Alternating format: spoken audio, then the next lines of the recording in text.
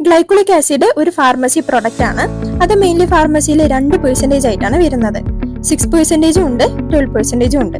അതിൽ 6% നമ്മുടെ ഫേസിന് ഉപയോഗിക്കും, 12% നമ്മുടെ ബോഡിക്കാണ് ഉപയോഗിക്കാം.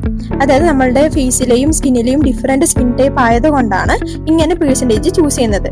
പിന്നെ യൂസസ് നോക്കുകയാണെങ്കിൽ എക്സ്ഫോളിയേഷൻ, സ്കിന്നിലെ ഡെഡ് സ്കിൻസിനെ റിമൂവ് ചെയ്ത് സ്കിന്നെ സ്മൂത്തും ബ്രൈറ്റനും ആക്കുന്നുണ്ട്.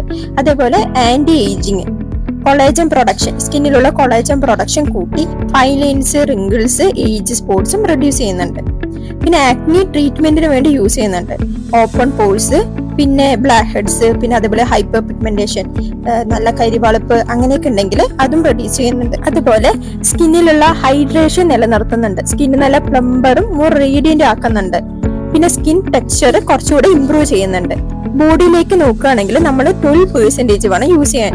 അതായത് ബോഡിയിലേക്ക് നമുക്ക് കൈമുട്ടിലെ, കാലിലെ, കഴുത്തിലെ എന്നിവിടെ എല്ലാം കറുപ്പായിട്ട് നല്ല പിഗ്മെന്റഡ് ആയിട്ടുള്ള സ്കിന്നാണെങ്കിൽ അവിടെയാണ് നമ്മൾ യൂസ് ചെയ്യേണ്ടത്. ഗ്ലൈക്കോളിക് ആസിഡ് യൂസ് ചെയ്യുന്ന സമയത്ത് ചില ഐറ്റംസ് അതിന്റെ കൂടെ യൂസ് ചെയ്യരുത്. അതിലൊന്നാണ് റെറ്റിനോള്. കാരണം അത് സ്കിന്നിലെ ഇറിറ്റേഷനും ഡ്രൈനെസ്സും സൺ സെൻസിറ്റിവിറ്റിയും കൂട്ടുന്നുണ്ട്. അതേപോലെ ഉള്ളതാണ് വൈറ്റമിൻ സി. വൈറ്റമിൻ സി ഇതിന്റെ കൂടെ യൂസ് ചെയ്യണമെങ്കിൽ വൈറ്റമിൻ സിന്റെ ബെനിഫിറ്റ്സ് ന്യൂട്രലൈസ് ചെയ്യും, പിന്നെ അത് ലെസ് എഫക്റ്റീവ് ആക്കും. അതേപോലെ ബെൻസിൽ പെറോക്സൈഡിന്റെ കൂടെ യൂസ് ചെയ്യുമ്പോൾ ടു ഹാർഷും കൂടുതൽ ഡ്രൈ ആക്കാനും ഇച്ചിങ്, അതേപോലെ ചൊറിച്ചില്, അതേപോലെ റെഡ്നെസ്, പിന്നെ വീക്കം ഉണ്ടാക്കാനും ചാൻസ് ഉണ്ട്. പിന്നെ സാലിസിലിക് ആസിഡിന്റെ കൂടെ യൂസ് ചെയ്യണമെങ്കിൽ സ്കിന്ന് കൂടുതൽ ഡ്രൈ ആക്കാനും കൂടുതൽ എക്സ്ഫോളിയേറ്റ് ചെയ്യാനും. പിന്നെ ആഫ്റ്റർ ഷേവിങ്ങിന് ശേഷം ഗ്ലൈക്കോളിക് ആസിഡ് യൂസ് ചെയ്യാതിരിക്കാൻ ശ്രദ്ധിക്കുക. കാരണം സ്കിന്നിൽ കൂടുതൽ ഇറിറ്റേഷനും ഇച്ചിങ്ങും റെഡ്നെസ് ഒക്കെ വരാൻ കൂടുതൽ ചാൻസസ് ആണ്.